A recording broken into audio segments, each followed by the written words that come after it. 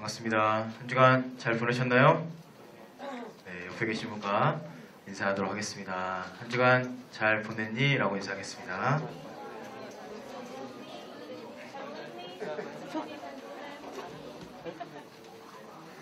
미세먼지가 오늘도 많나요? 미세먼지가? 네, 그럼에도 불구하고 이 자리에 나오신 여러분을 하나님께서 충만하게 은혜로 덮어주실 줄 믿습니다. 말씀 보겠습니다. 빌립보서 1장 20절과 21절 말씀입니다. 빌립보서 1장 20절과 21절 말씀입니다.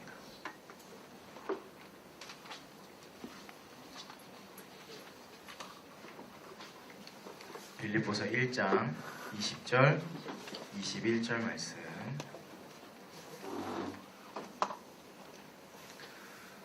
우리 한 목소리로 합독해서 읽겠습니다. 20절, 21절 시작. 나의 간절한 기대와 소망을 따라 아무 일에든지 부끄러워하지 아니하고 지금도 전과 같이 온전히 담대하여 살든지 죽든지 내 몸에서 그리스도가 존귀하게 되게 하려 하나니 이는 내게 사는 것이 그리스도니 죽는 것도 유익함이라. 아멘. 한 집사님께서 암으로 세상을 떠날 날이 얼마 남지 않았는데 호스피스 병동에서 죽음을 맞이하고 있을 때 목사님과 함께 가서 신방에서 예배를 드리고 있었습니다. 생각해 보십시오. 의식은 뚜렷한데 이제 내 몸에서부터 암이 시작돼서 몸이 썩어가는 거예요. 이제 죽어가는 거죠. 이제 몸이 죽어가는 상황에서 예배를 드렸는데 예배를 마치자마자 집사님께서 이 방에 계신 모든 사람들 다 나가십시오 라고 얘기를 하는 거예요. 그런데 그래서 목사님도 주섬주섬 이제 성경책을 챙겨서 나가려고 하는데 목사님은 거기 앉아 계세요 라고 하고 목사님과 그 환자만 그 방에 남아 있었습니다. 이분이 왜 이러시지? 아내에게도 하지 못할 심각한 죄를 나에게 얘기하려고 하나? 아니면 어마어마한 헌금을 혹시 아내 몰래 나에게 하려고 하나? 라는 질문을 스스로 던졌습니다. 단둘이 병실에 남게 됐어요. 1인실. 그리고 나서 갑자기 그분이 목사님 커튼 좀 쳐주세요 라고 얘기하는 거예요. 그래서 조금씩 두려운 마음에 커튼을 쳤어요. 깜깜해졌겠죠 방이. 그리고 나서 목사님한테 목사님 좀 가까이 좀 와보세요. 귀를 좀 대보세요 하더니 귀에다 대고 이 집사님이 떨리는 목소리로 이렇게 말씀하셨습니다. 목사님, 저하고 같이 가시죠 라고 얘기한 거예요. 온몸에 소름이 쫙 올라오면서 이 목사님이 이거 또 뭔 소린가 하면서 충격을 받으신 거예요. 집사님, 무슨 말이에요? 저는 해야 될 일이 많아요. 이분도 이제 두려웠던 거죠. 저 해야 될 일이 많아요. 집사님 먼저 가시면 제가 곧 이어서 쫓아가겠습니다 라고 말씀을 드렸대요. 며칠 후에 이 집사님이 소천하셨어요. 이 소식을 듣고 이 목사님이 생각해 보셨어요. 목사로서 그렇게 천국이 좋다고 떠들어댔는데 정작 그 말 한마디에 이렇게 가슴이 쪼그라들 수 있나? 스스로 자신을 보게 된 거죠. 그리고 큰 깨달음을 얻으셨어요. 이 목사님. 아, 내가 천국이라는 것을 성경에 있는 그냥 한 구절, 지식으로만, 교리로만 내가 믿고 있었고 알고 있었구나. 저도 중학교 시절에 아버지가 목사라는 것을, 목사님이라는 것을 모두가 알고 있었어요. 이름도 요한이잖아요. 모두가 목사인 걸 알고 있었어요. 어떤 친구가 갑자기 저에게 와서 물어봤어요. 야, 너네 아빠 목사지? 그럼 너 죽으면 천국 가겠네? 죽는 게 더 좋겠지? 빨리 죽어 너 빨리! 라고 저에게 얘기하는 거예요. 그 얘기를 들었을 때 제가 어땠을까요? 아, 빨리 죽어야 되겠다 라고 생각했을까요? 두려운 거예요. 저도. 대답을 잘 못했어요. 그 얘기를 듣는데 그 질문을 저에게 던지는데 그 생각한 수많은 생각을 했어요. 그 순간 죽는 게 맞나? 살아야 되는 게 맞나? 죽으면 어떻게 되지? 수많은 생각들이 다다다닥 가면서 대답은 하긴 했어요. 그렇겠지. 천국 가겠지. 그 이후로 전도를 하지 못했어요. 제가. 친구들 천국을 가야 된다고 전도를 해야 된다고 확신을 가지고 말을 못하는 거예요. 지식으로만 알고 있고 그냥 성경에 있는 내용으로만 믿음이 아니에요. 그냥 내가 지식으로만 천국을 얘기만 하니까 전도를 못하는 거예요. 솔직히 무서운 형들이 멱살 잡으면서 뭐라고 하죠? 죽을래라고 하잖아요. 죽을래 하는데 그게 무서운 거예요. 진짜 날 죽이려면 어떡하지? 우리의 인간의 가장 큰 두려움과 고통은 바로 죽음이라고 합니다. 천국을 알고 있었고 교회에 모태신앙으로 다니고 있었고 아버지가 목사님이셨는데도 불구하고 단순히 지식에만 머무는 믿음은 우리 삶에 전혀 아무런 영향을 끼치지 못해요. 그냥 천국이 있다. 그게 그냥 사실로 나에게 인정될 뿐이죠. 여러분의 삶에는 어떠세요? 천국에 대한 소망이 실제이십니까? 내가 죽으면 하나님 나라에 올라가겠구나. 내가 그 하나님을 바라보기 원한다. 빨리 주님 나를 만나 주십시오. 그런 소망이 있어요? 예수님을 정말 믿고 그 주님을 확신 가운데에서 내가 살아가게 되면 예수님으로 인해서 이제 죽음에서부터 자유케 되는 거예요. 히브리서 2장 15절 말씀 읽어드릴게요. 쉬운 성경이에요. 또한 죽음에 대한 두려움에 사로잡혀 사는 사람들을 자유롭게 하기 위해 사람과 같은 모습으로 죽으셨습니다. 제가 초등부 사역할 때였어요. 손가락이 아파요. 아파서 병원에 갔었어요. 병원에 갔는데 뭘 찍죠? 가면 엑스레이를 찍었는데 뼈에 이상이 없대요. CT를 찍었어요. 이상이 없대요. 그 다음에 찍는 게 뭐죠? MRI라는 걸 찍어야 되는데 MRI를 찍으려면 입원을 해야 된대요. 그래서 입원을 해서 손을 MRI 찍었는데 방아쇠 증후군이라고 여기를 잘라내야 된대요. 이 안에 뭐 연골 같은 걸. 그래서 이렇게 심각한가? 뭐 별거 없는데 아프니까 갔는데 이거를 아직도 상처가 있어요. 그래서 잘라내고 수술해야 된대요. 이거 뭐지? 그래서 입원을 했어요. 간단하게 수술하겠지 하고 갔는데 계속 괜찮은 척 하는 거죠. 괜찮겠지.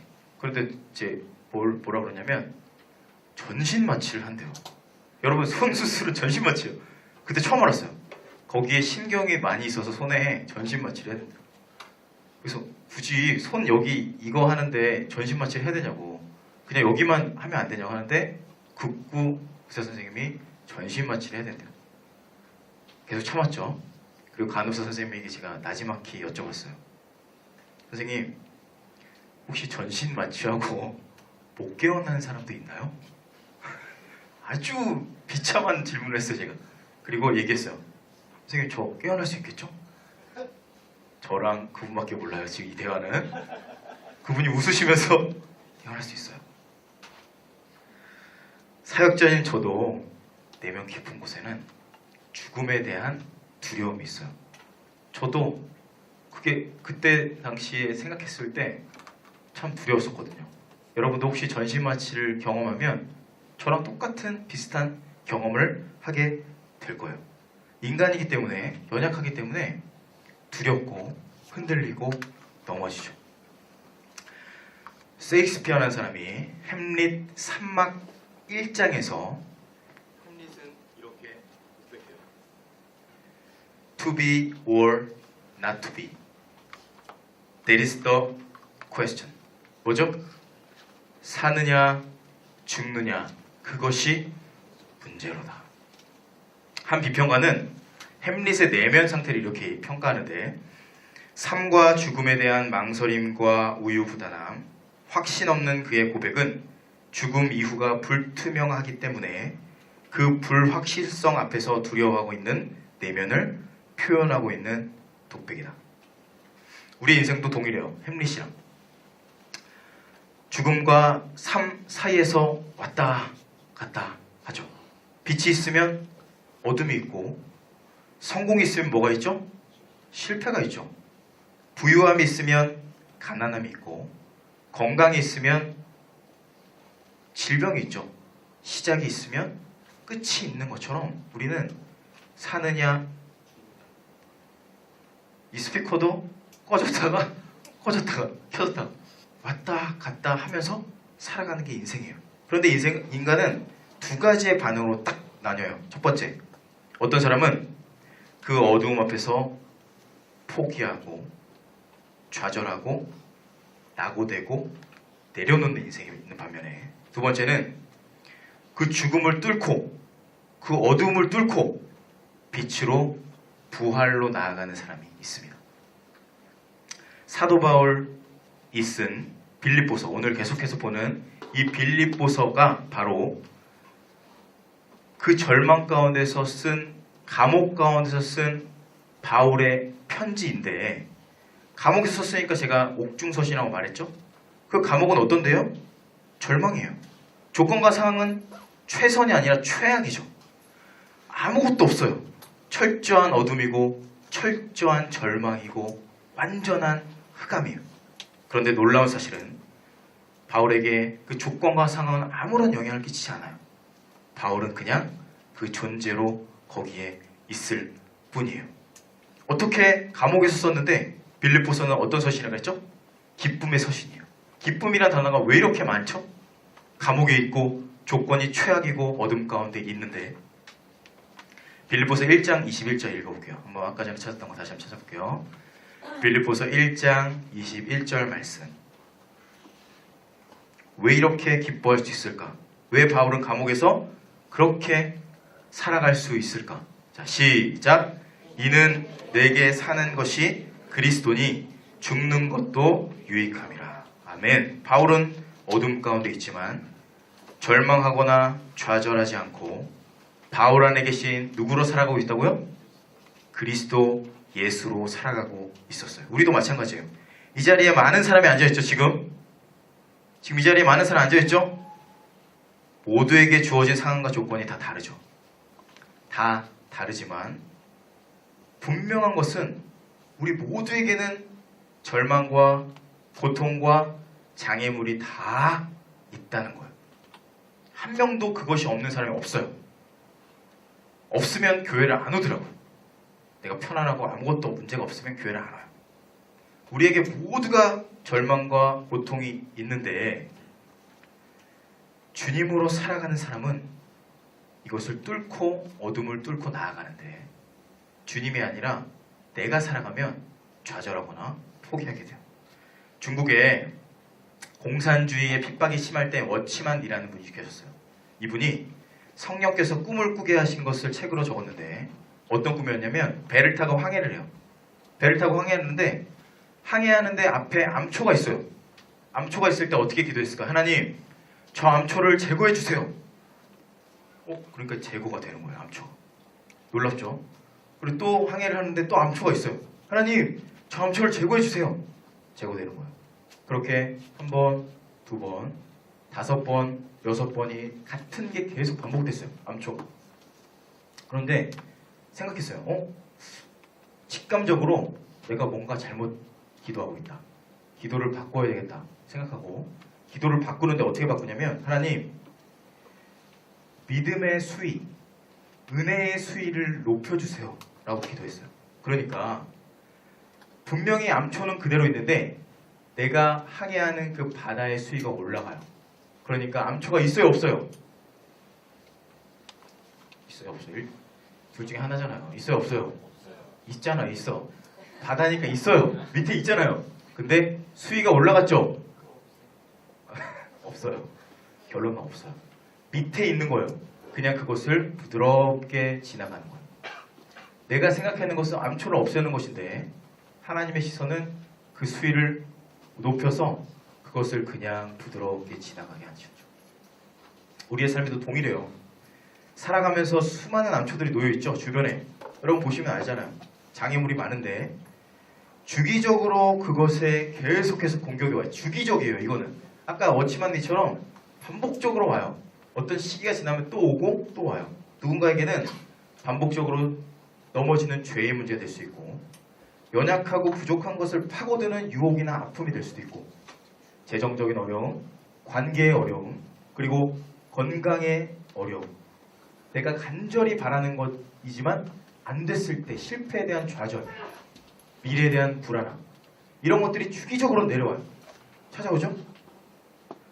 그런데 그런 문제들은 전혀 문제가 될 게 아니라는 거예요. 나의 믿음의 수위가 올라가고 은혜의 수위, 임재의 수위가 올라가면 그런 것들은 그냥 아무것도 아닌 곳으로 지나갈 수 있게 되고 그 어둠을 돌파하고 뚫어나갈 수 있다는 말이에요. 어떤 사람은 믿음의 수위가 너무 낮아요. 그러니까 물이 없어요. 물이 없으면 어떻게 되죠? 정박해 있어요. 그냥 바닥에 앉아있겠죠. 이런 사람의 특징은 어떨까요? 부정적, 비판적, 비관적인 생각이 계속해서 몰려와요. 나는 거기 정박해 있으니까 아무것도 없어요. 완전 메말라 있기 때문에. 툭 하면 어떻게 하죠? 상처받고 남 탓하고 징징거리고 우울하게 돼 있어요. 정박해 있고 힘들어지면 모든 것이 무기력하고 내 입에서 나오는 말이 다 욕이에요. 저주고 불평이고 원망이죠. 근데 사랑하는 여러분, 이런 말이, 이러한 나의 모습이 은혜의 수위가 올라가는 순간 이런 모습도 다 사라지게 되는 겁니다. 내가 막 나 불평 안 해야지, 저주하지 않아야지, 난 내일부터 좋은 말만 할 거야, 칭찬만 할 거야, 될까요? 절대 안 돼요. 나의 은혜의 수위가 올라가면 나의 말은, 나의 생각은, 나의 모든 행동은 좋은 말을 하게 되고 은혜의 말을 하게 되고 기쁨의 말을 하게 되어 있습니다. 그때 그 예수님이 내 안에 계심을 보고 그 은혜의 수위가 올라갈 때 주님처럼 무한대의 문화의 수위로 올라갑니다. 무한대. 자, 빌립보서 1장 20절 말씀. 그 앞절 한번 읽어볼게요. 빌립보서 1장 20절 말씀. 자, 시작. 나의 간절한 기대와 소망을 따라 아무 일에든지 부끄러워하지 아니하고 지금도 전과 같이 온전히 담대하여 살든지 죽든지 내 몸에서 그리스도가 존귀하게 되게 하려 하나니. 아멘. 내 안에 살아계신 주님은 생명이시죠. 이 생명은, 여러분 생명 혹시 키워보셨어요? 생명? 풀이나 뭐 동물이나 여러분도 지금까지 살아왔잖아요. 생명은 자라나게 돼 있어요. 자라나게. 그렇죠?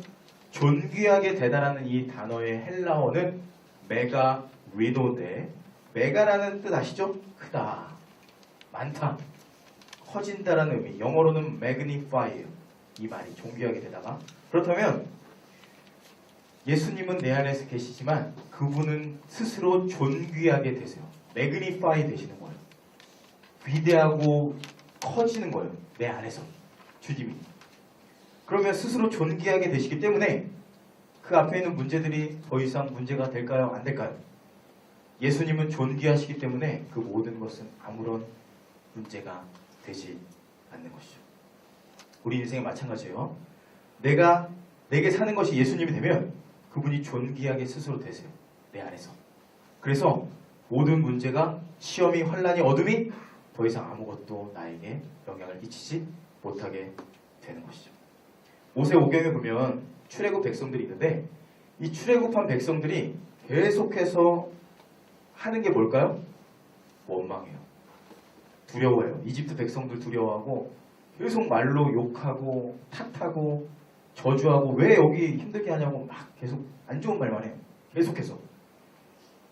그때 그 어둠에 사로잡히는 거죠. 죄에 사로잡히고 어둠의 권세에 사로잡히게 되고 죄에 완전히 빠지게 되는 거죠.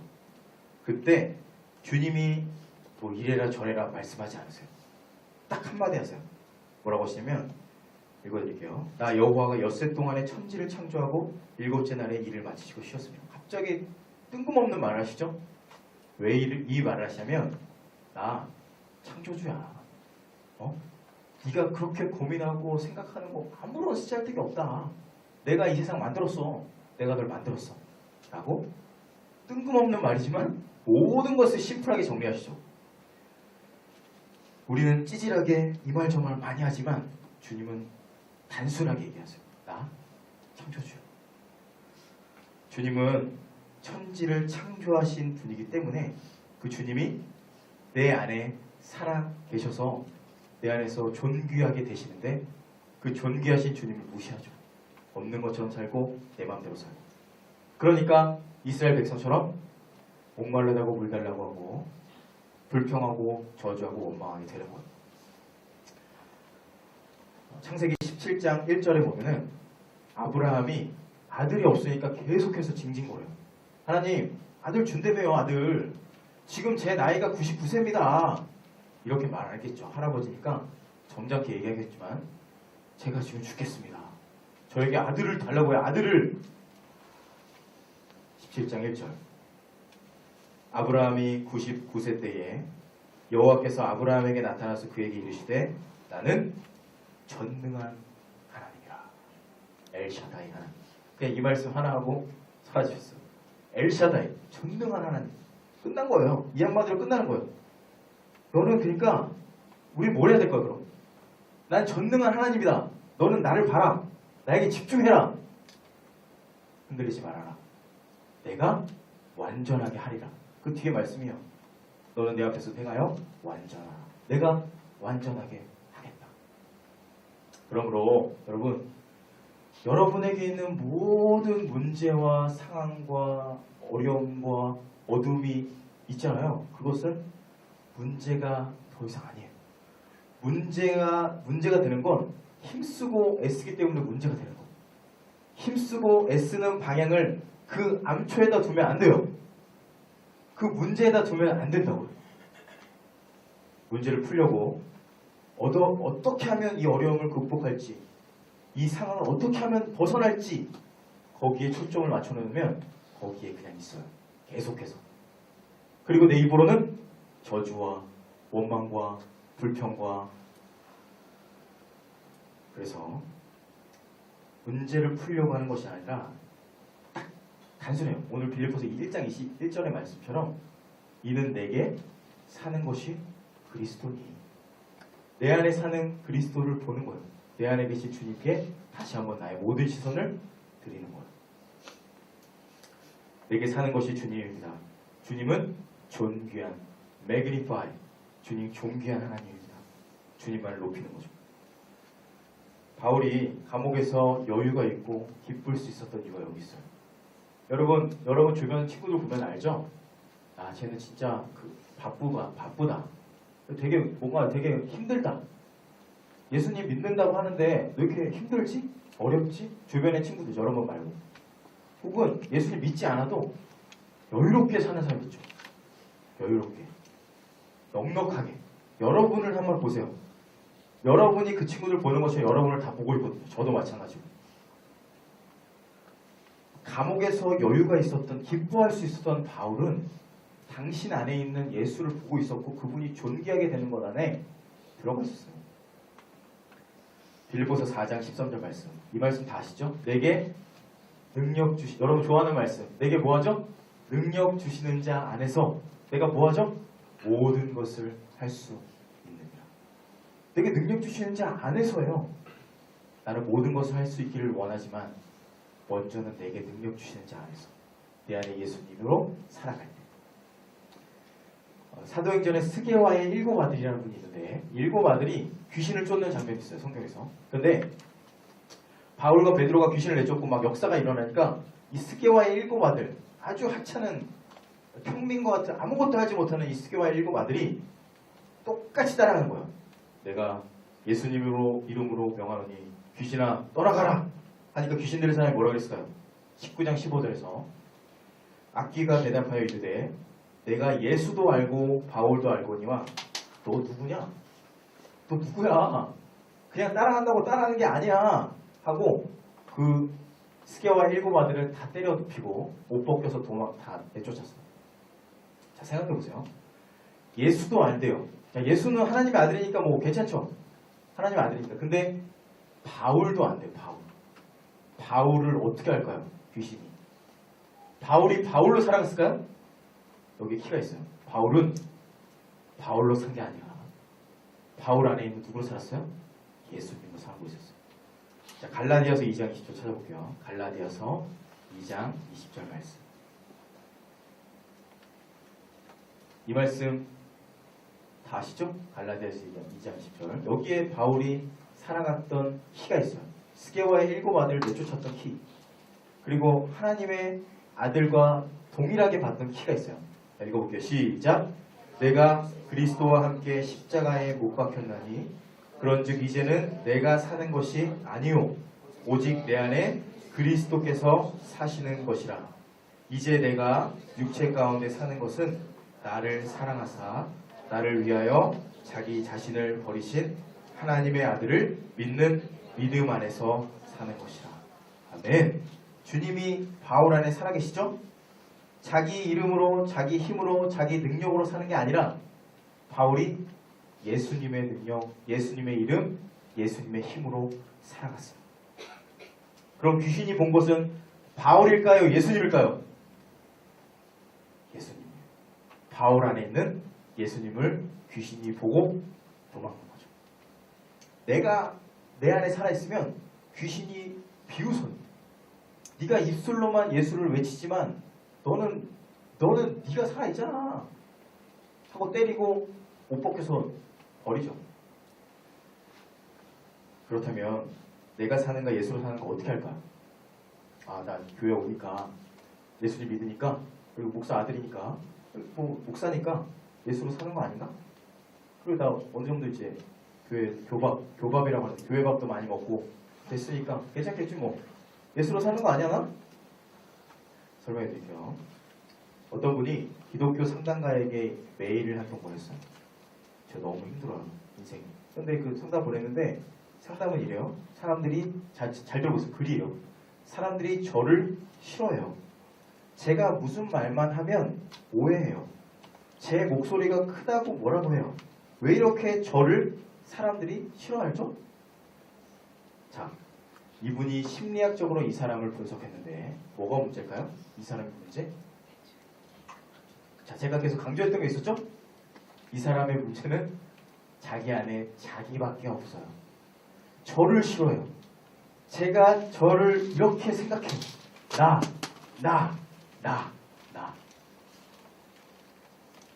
심리적으로 문제가 있거나 어려워하는 사람들이 일반적으로 이분이 얘기하는 거예요. 매사에 자기 중심적인 특징이 있다. 내가 나의 주인이고 중심이니까 하나님이 거기 계실 틈이 있나요? 틈이 없어요. 여러분이 여러분을 평가하려면 보려면 어떻게 보면 좋냐? 여러분이 쓴 글을 보시면 알아요. 여러분의 모습을 말하는 것, 생각하는 것, 표현하는 것 가운데 내가 많이 나타난다. 내가 존귀하게 된다. 내가 나의 삶에서. 그럼 나 중심이죠. 이 사람이 자기 자신으로 살아가는지 예수로 살아가는지 여러분도 알고 주변 사람이 알아요. 생각해 보십시오. 자기가 세상의 중심인데 예수님은 어떻게 중심이 되세요? 나는 예수로 산다고 하는데 내 중심은 예수님이 아닌데? 저도 마찬가지예요. 저는 솔직히 비호감이었거든요. 지금은 호감이라고 얘기한 건 아니에요. 비호감이었는데 표정이 항상 어두웠기 때문이에요. 그리고 왜 표정이 어두웠을까요? 비난하기 때문이죠. 그리고 지적하기 때문이죠. 미숙하기 때문이고 옆에 사람에게 탓하고 뭔가 지적하고 아무튼 이렇기 때문에 얼굴이 어둡죠. 그러면 제가 호감이 될까요? 비호감이 될까요? 당연히 비호감이죠. 이유는 간단해요. 그 이유의 이면에는 뭐냐면 이기적인 거예요. 나밖에 없는 거예요. 나 중심. 내가 주인이니까 나 말고 다른 사람들은 다 내 위치거든. 교만하거든요. 난 엄청 교만하니까 다른 사람에게 친절하게 어떻게 됩니까? 그 상태로 제가 이 자아가 저의 자아, 나를 존귀하게 하는 이 자아가 살아나서 스게와의 일곱 아들처럼 귀신 내쫓는다면 어떻게 될까요? 제가 다 박살나는 거예요. 내가 하면 다 박살나요. 내가 하면 다 비호감, 까이고 비참한 인생 있겠죠. 자기가 자기 이름 걸고 살아가면 내 이름, 내 자아, 내가 하려고 발버둥치면 다 백전백패 하겠죠. 인간은 다 부족하고 연약하기 때문에 비호감일 수밖에 없어요. 그럼 어떻게 되죠? 어떻게 해야지 인정받는 호감형의 사람이 될까요? 어떻게 해야지? 제가 처음 선교에 갔을 때였어요. 해외 선교, 국내 선교 말고 해외 선교 갔는데 저는 그 당시에 저의 자아로 똘똘 뭉친 사람이었거든요. 그래서 머리도 진짜 많이 기르고, 왜냐면 머리 기른 거에 대해서 뭐라고 하는 게 아니라 제가 그랬다는 거예요. 머리를 길어서 뒷머리를 많이 길렀어요. 왜 길렀을까요? 나 느낌 있다는 거죠. 일본말로 간지죠, 간지. 간지 내려고 또 기르고, 저 스스로가 막 아무튼 뭐 그때 사진 보면 진짜 한숨밖에 안 나옵니다. 무슨 이거 나시 입고 다니고, 아무튼 그랬어요. 제가 20대 초반에. 여러분 나이 때요. 그런 제가 선교를 가게 됐어요. 선교 가게 된 것도 이제 한번 내 스펙 쌓고자, 뭐 어려운 사람 도와볼까? 하면서 이제 간 거예요. 엄청 교만했어. 그래서 그것도 돈도 없어요. 돈도 없는데도 목사님이 좀 대주신다고 하셔서 너무 감사하잖아요. 그래서 그 빌붙어서 갔어요. 비참하죠. 갔는데 제가 언제 하나님을 경험했냐면, 딱 거기 갔는데 이제 축구를 제가 그때도 좀 좋아했는데, 축구하고 나서 이제 중간에 그 휴식 시간에 워십을 했거든요. 워십. 제가 그때 워십을 왜 했는지 모르겠는데 다 해야 됐어요. 그 당시에 우리 청년부가 70명이었는데 70명이 다 같이 골로 갔어요. 수련회. 저희도 한번 갈까요? 네. 수련회를 다 같이 갔어요. 70명. 그래서 가서 하는데 가운데서 이제 워십을 하는데 제가 뭘 느꼈냐면, 베트남 가서 그 먼 땅에 가서 축구하고 나로 똘똘 뭉쳐있는 나였는데, 이 워십을 하는 순간 내가 사라지는 거예요. 내 안에 내 자아로 완전히 나만 추구하고 나만을 이렇게 사랑하는 내가 없어져요. 그리고 갑자기 내 손과 발이 예수님의 손과 발이 돼서 막 찬양을 하니까 눈물이 나기 시작했어요. 눈물이. 물론 땀이랑 번복돼서 이제 못 알아봐요. 그리고 이제 쪽팔리니까 티도 안 내게 이제 울긴 우는데 하면서 막 이제 이 워십을 하고 나서 제가 느낀 게 뭐냐면, 내 자아로 똘똘 뭉쳤던 내가 내 손과 발로 주님을 높이니까 내가 사라지고 내 안에 주님이 역사하는 거예요. 그렇게 되니까 물론 뭐 이후에도 뭐 여러 가지 과정이 있겠지만, 그때 내가 살면 안 되고 내 안에 주님 살 때 내가 진짜로 호감이 되는 걸 느꼈어요. 물론 제 생각이었어요. 성경을 보면서 깨닫게 된 거죠. 말씀을 통해서. 아, 내가 살면 비호감이지만 내 안에 주님 살면 내 비호감인 인생 호감 되겠구나. 주님을 증거하고 예수님 전하고 드러내고 그분에게 복음을 전했어요. 그냥 갔다 왔는데 내 삶이 바뀌는 거예요. 조금씩. 내 안에 계신 그 예수님으로 사는 것이, 주님이 존귀하게 되는 것이 신앙입니다. 여기 왔다 갔다 하는 게 신앙이 아니라 그 주님으로 사는 것, 주님이 내 안에서 매그니파이 되시는 게 믿음이라는 거예요. 닉 부이치라는 분이 계시거든요. 82년생이래요. 파리기. 이분이 호주의 멜버른이라는 곳에서 태어났는데, 여러분 혹시 닉 부이치 보신 분 계세요? 몸뚱아리밖에 없어요. 발 조금이랑 손발이 없어요. 자, 이 아이를 본 부모님은 어땠을까요? 완전히 절망이죠. 소망 없죠. 그런데 이 닉 부이치와 부모님은 예수님을 믿고 있었고 예수님 붙들었어요. 이 예수님을 믿는 가정에서 닉 부이치가 복음을 접하고 주님으로 살아가요. 다른 거 얘기할 거 없고 이력서 좀 가져왔거든요. 저랑 좀 비교해서 말씀드릴게요. 죄송하지만 첫 번째, 베스트셀러 작가예요. 저는 책을 한 번도 쓰지 못했어요. 저보다 2살밖에 남지 않은데 뮤지션이고 음악가래요. 전 악보도 제대로 못 보거든요. 배우이고 동기부여 강사이고 낚시를 한대. 낚시. 그리고 그림을 그리고 화가로 출판도 한대요. 그러니까 그림을 내는 거죠. 놀라운 건 수영을 한대요. 수영. 더 놀라운 건 서핑도 한대요. 서핑. 저는 잘 이해가 안 돼요. 사실 못 봐서 이해가 안 돼요. 이 발 하나밖에 없거든요. 어떻게 서핑을 하지? 거기서 중심을 어떻게 맞추지? 더 놀라운 건 복음을 전하시는데 무려 50만 명에게 복음만 전한 게 아니라 50만 명이 이분이 설교하는 설교를 듣고 예수님을 믿었대요. 50만 명. 저는 지금 100명도 헤매고 있는데 그분 50만 명. 예수님의 삶에, 그분의 삶에 예수님으로 살아가니까 주님이 이분을 존귀하게 쓰시는 거예요. 2019년이 시작한 지 엊그제 같은데 벌써 2달이 지났죠? 이제 3월 내일이면 여러분 이제 학교 가시죠? 네, 벌써 3월이 시작이 됐습니다. 새학기 꿈꾸는 이제 새로운 또 출발, 꿈을 안고 부풀린 마음을 안고. 그런데 우리가 일반적으로 생각하는 것, 특히 이제 이번에 올라오는 공고기 분들도 마찬가지지만 내가 어떤 이 시험이 끝나면 모든 게 끝나겠지라고 생각할 때가 있었어요, 저도. 그런데 여러분 아시죠? 공공기도 아시겠죠? 우리 선배님들 아시죠? 이제 새학기가 시작되면 더 다른 문제들이 있나요, 없나요? 그거랑은 비교할 수 없을 정도로 어렵나요, 쉽나요? 죄송해요, 여러분. 오자마자 이렇게 설명하셔서 내가 생각한, 난 분명히 이거 끝나면 괜찮을 줄 알았는데 또 암초가 와요. 또 어려움이 오고. 좋겠고요. 직장에 들어가면 나아질지, 직장에 들어가면 괜찮아질 것처럼 생각했지만 또 다른 문제가 있고, 대학도 마찬가지고 인간관계도 해결되면 괜찮겠지, 계속해서 어려움과 어려움에.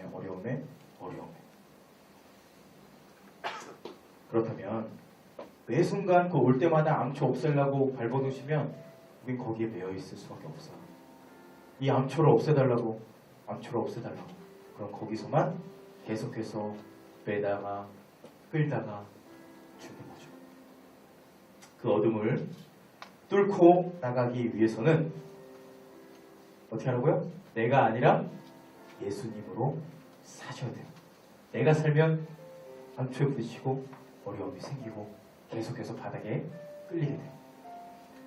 그렇게 믿음의 수위가 높아질 때 승리할 수 있고, 그 주님으로 인해서 내가 죽고 예수님으로 살아가게 되는 거죠.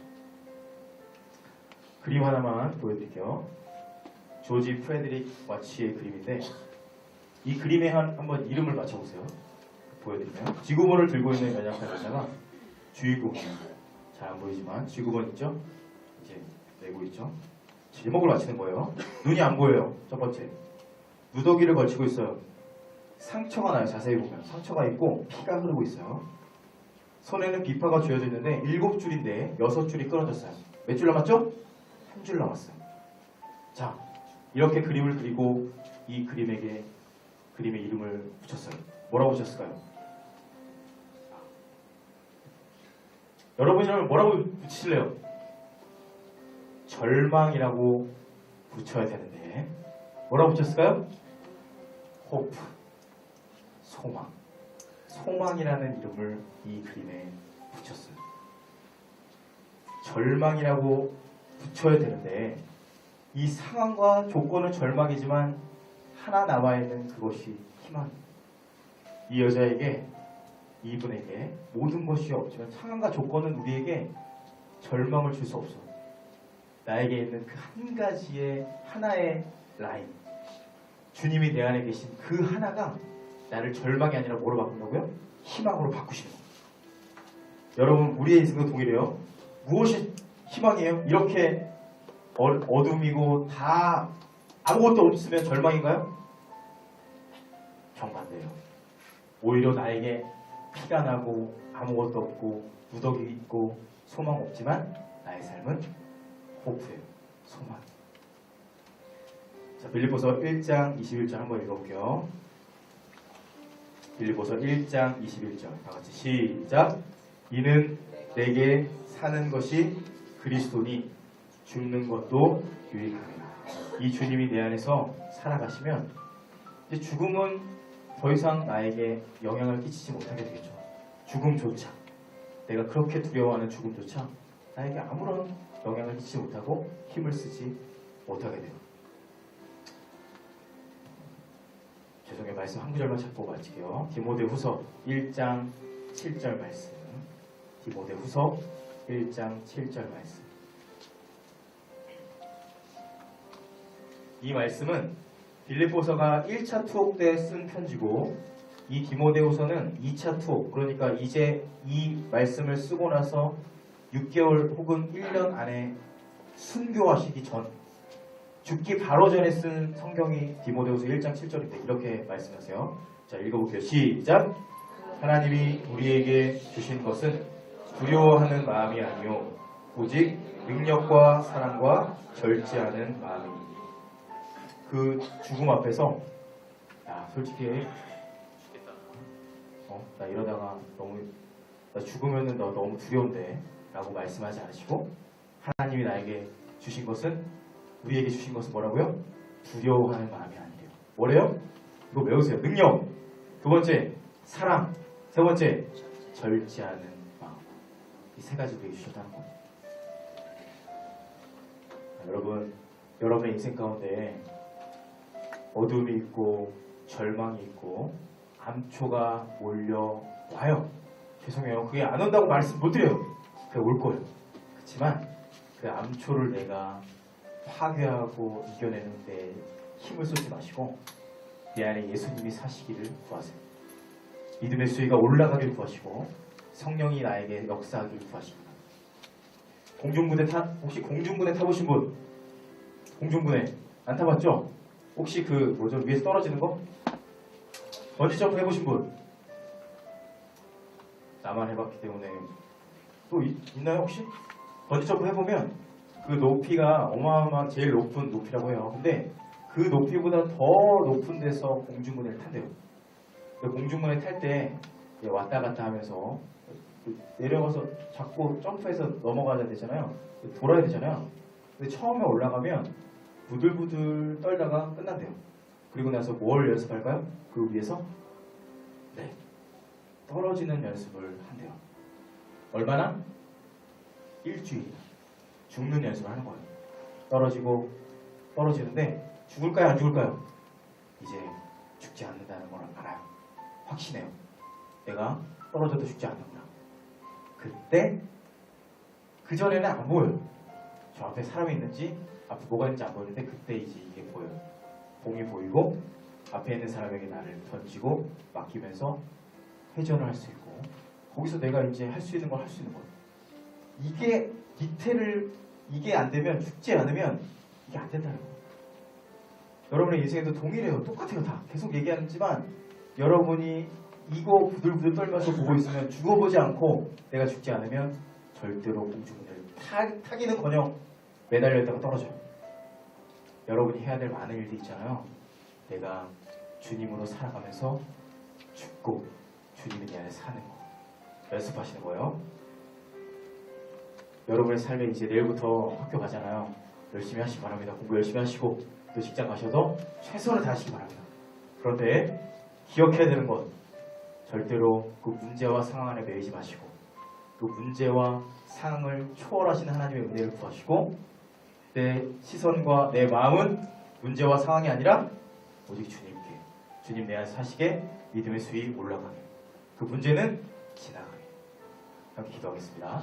하나님 우리 사랑하는 청년들 인생 살아가면서 수많은 문제들 수많은 어둠의 권세들 주변에 산적해 있는 고난과 어려움과 핍박과 눈물의 씨앗들 하나님 그것들 바라보면서 인생 허비하지 않을 수 있도록 도와주시고 우리를 존귀하게 하시는 예수님을 바라보고 우리 안에 살아계시는 예수님 바라보면서 내 안에서 역사하시는 예수님 때문에 승리하는 인생 그 모든 것을 통과하는 인생 어둠을 돌파하고 승리할 수 있는 인생 될 수 있도록 축복하여 주시옵소서. 내가 사는 것이 아니라 내 안에 주님으로 살게 하시고 내 힘, 내 능력, 내 열심, 내 오만함, 내 참만함 다 십자가 앞에 죽이시고 내 안에 예수님만 살아 역사하는 은혜를 허락하여 주시옵소서. 예수님의 이름으로 기도드립니다. 아멘.